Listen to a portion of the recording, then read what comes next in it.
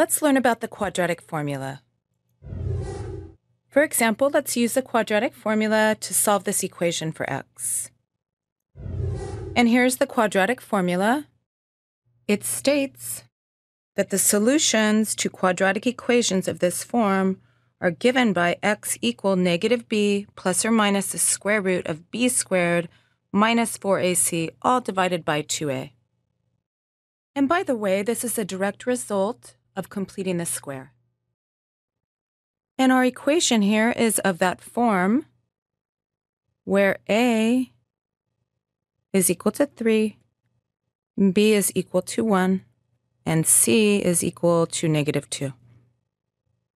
So the quadratic formula tells us that the solutions are given by negative b, or negative 1, plus or minus the square root of b squared, or 1 squared, minus 4 times a, which is 3, times c, which is negative 2, all divided by 2 times a, or 2 times 3,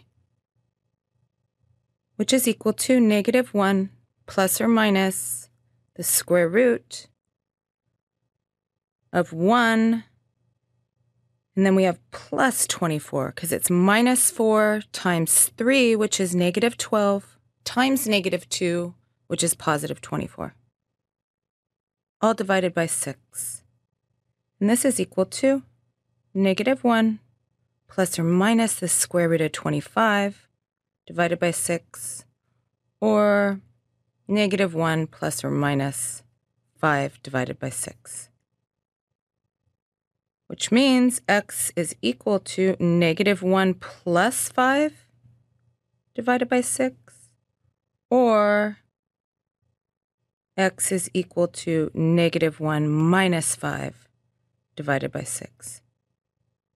And what are these two numbers? This is x is equal to negative 1 plus 5 is 4, and 4/6 reduces to 2/3. Or x is equal to negative 1 minus 5 is negative 6, and negative 6 divided by 6 is negative 1. So these would be our answers. Now, if we weren't told to use the quadratic formula here, we wouldn't want to.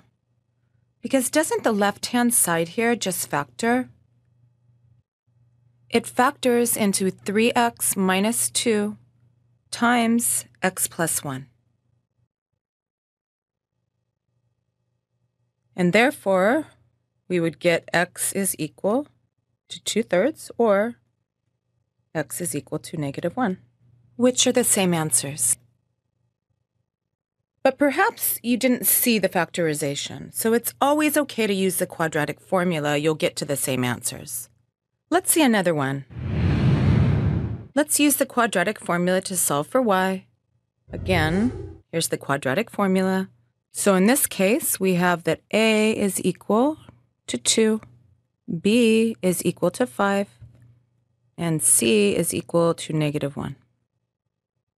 So by this formula, we have x is equal to negative b, which is negative 5, plus or minus the square root of b squared, or 5 squared, minus 4 times a, which is 2, and then times c, which is negative 1, all divided by 2 times a, or 2 times 2.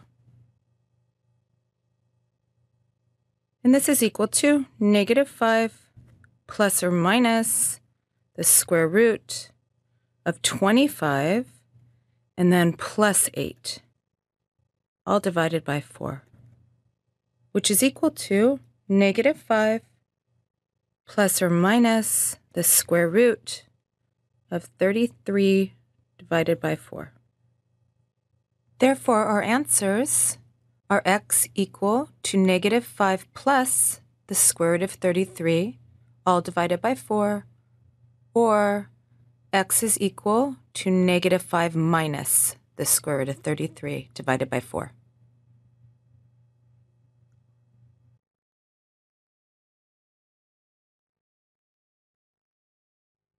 Now, unlike the first example, factoring here would not have helped us.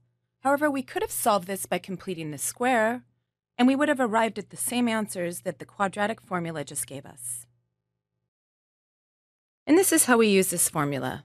Thank you, and we'll see you next time.